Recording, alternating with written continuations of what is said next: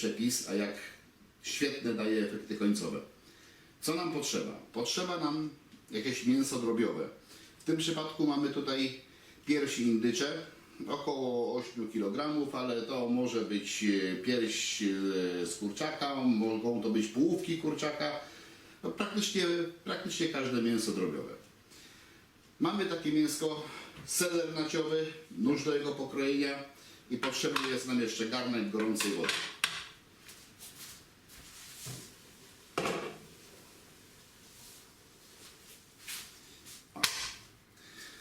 Woda się właśnie zagotowała. Co będziemy teraz robili? Seler naciowy. Kroimy w kostkę, nie ma znaczenia większego jaką. Ile to było pokrojone, świeży, wymyty. Sama końcówka nam niepotrzebna. Wsypujemy do gara gorącej wody. Wody jest tak mniej więcej po 1 litrze na kilogram tego, co wkładamy. Selera naciowego, tak jak widać, 2-3 garście, w zależności też od ilości mięsa, które będziemy obrabiać. No. Selerek wrzucony. Co teraz? Wrzucamy opłukane mięsko. 1, 2, 3, 4, 5, 6, 7 i 8. Woda była wrząca, mięsko zimne. W związku z powyższym zaraz to będzie temperatura spadała. Odstawimy to z powrotem na kuchenkę i będziemy starali się, żeby ta temperatura nie spadła poniżej 70 stopni. Utrzymujmy ją tak w temperaturze 80-70 przez około 30 minut, ale nie gotujmy. To na razie tyle.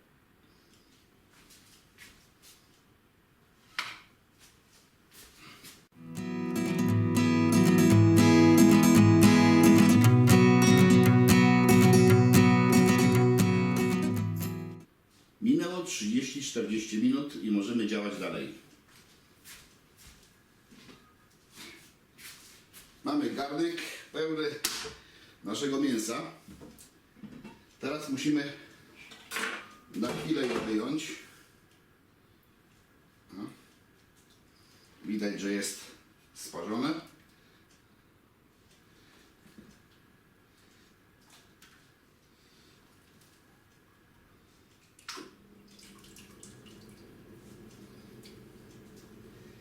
Jeszcze kilka kawałeczków. Co będziemy robili dalej? Będziemy robili solankę. Generalnie, jeżeli to byłyby połówki kurczaka, ja bym zagotował na solankę osobną wodę. Bo z takiego parzenia miałbym piękną bazę na bulion.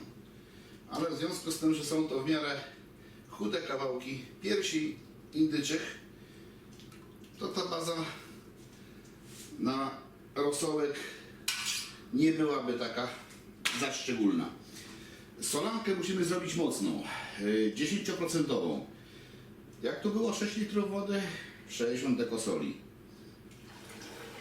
Bardzo mocna, ale dlatego taka mocna, bo ten indyk tutaj wyląduje z powrotem tylko na noc. Zaraz go tu włożymy. Ponownie przykryjemy i wyniesiemy w chłodne miejsce i spędzą te kawałki indyka no 8-10 godzin, więcej nie. Dlatego solanka musi być mocna, intensywna, żeby w ogóle odniosła skutek. Jak widać, żadnej filozofii do tej pory nie ma.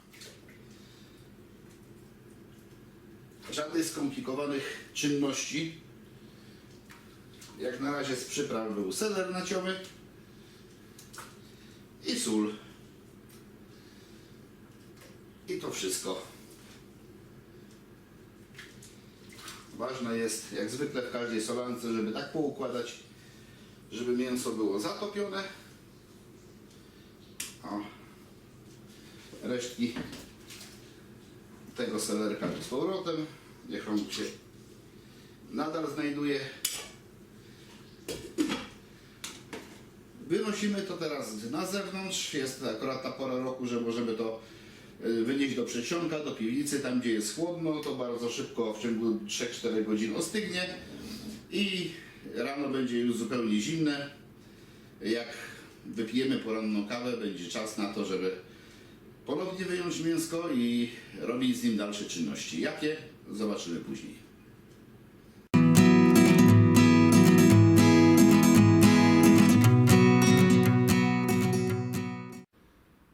Nasze filety mamy już w wędzarni.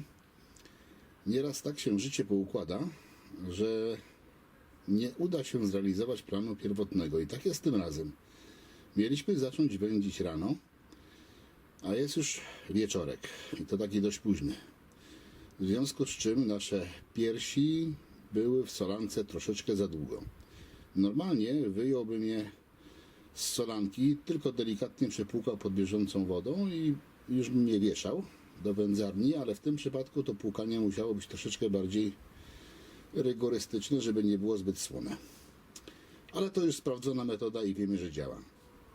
Godzinka suszenia, no i potem około 4 godzin wędzenia na samym generatorze dymu, czyli w miarę niskiej temperaturze. Piersi są już sparzone. Nie pokazywałem wcześniejszych etapów nabijania na haki, bo to nic ciekawego.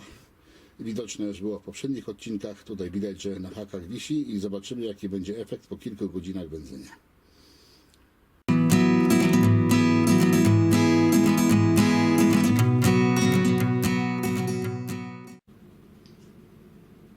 A tutaj już mamy efekt końcowy.